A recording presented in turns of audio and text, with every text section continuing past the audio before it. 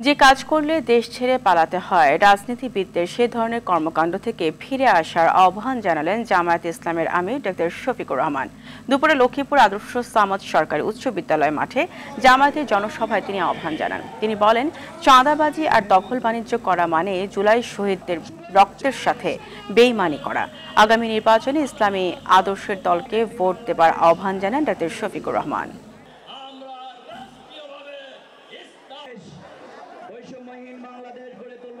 পাঁচ আগস্ট থেকে শুরু করে আজকে এই 22 ফেব্রুয়ারি পর্যন্ত এই সামান্য পরিক্রমায় কোথাও আপনি দেখবেন না ইসলামী দলের কোনো লোক এখন জাতির উপরে জুলুম করছে, চাঁদাবাজি করছে, দখলদারির সাথে জড়ায় গেছে। কোথাও দেখবেন না। তার একমাত্র কারণ তারা কোরআনকে সম্মান করেন এবং বুকে ধারণ করেন।